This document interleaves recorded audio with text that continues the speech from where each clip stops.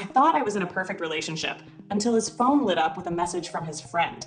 What started as suspicious texts turned into a story of betrayal I never saw coming. He lied, he cried, and I uncovered everything. The couch, the car, and the truth that shattered us. Here's how I finally found the strength to leave, and trust me, it wasn't easy. X by X Confessions, where we dive into the most shocking, relatable, and raw stories from people just like you. First off, thank you so much for watching and supporting the channel. You guys keep this community alive, and I'm so glad you're here. Before we get into today's confession, where someone finds out their boyfriend wasn't just texting a friend, but taking things way further, let me know in the comments, what's the worst lie someone's ever told you in a relationship?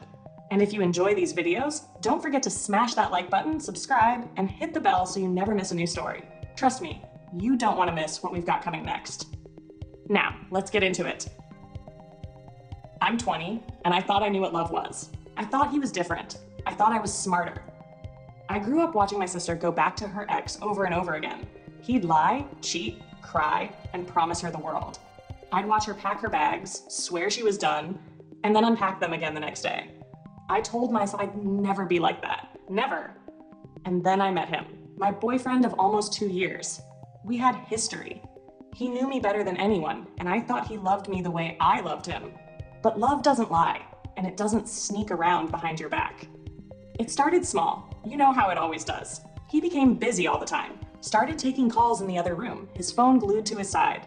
I ignored it, told myself I was overthinking. Then one night, his phone lit up while he was in the shower, just a text. One name, Claire, his old friend from high school. I didn't touch his phone that night. I wish I had. Instead, I waited. I convinced myself he'd never do that to me. He couldn't, but my gut wouldn't shut up. The next day, while he was asleep, I finally checked his phone. There they were.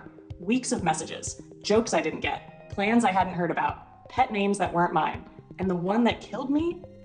Last night was amazing. I can't stop thinking about you.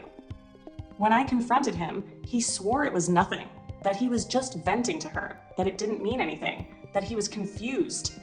I didn't believe him, but I let him cry. I let him promise me it wouldn't happen again. Maybe I was the fool, or maybe I just loved him too much to let go. I tried to move past it. I told myself we could fix it. Then I found out the truth. He didn't just text her. They twice. Once on her couch, once in her car. It wasn't just emotional. It wasn't just words. And suddenly, all those moments we'd shared, the nights we'd laughed until we cried, the mornings he held me close, felt like a lie. Like a sick joke I was the last to get. Here's the worst part. I just co-signed a lease for his new apartment. His place. His future. And now I was stuck wondering how he could use my trust, my money, me, to build a life where I didn't belong. Everyone says, just leave him. And I get it. I do. But when you love someone, leaving feels like walking away from a version of yourself you fought to build. The breaking point was quiet. One night, I sat in my car outside his place and realized I didn't want to be that girl, the one who stays. I went inside, handed him the key I'd held onto for too long, and told him I was done. He cried. He called me selfish. He said I was giving up too soon, but I wasn't listening anymore. I'm 20. I have my whole life ahead of me. I can't spend it saving someone who never thought twice about losing me. And yeah, it hurts. Some nights I still think about him, about the good parts. But I know better now. When someone shows you who they are, believe them the first time. To anyone out there feeling stuck, you're not weak for staying, but you're not crazy for leaving either. You're worth more. I'm not his fixer. I'm not his second chance. I'm me. And I'm finally done. Thanks so much for watching this confession on X by X Confessions.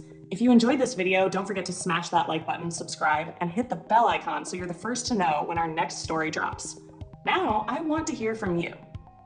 Have you ever ignored a red flag in a relationship? What happened? Let me know in the comments below. I read every single one. Thanks again for being here, and I'll see you in the next confession.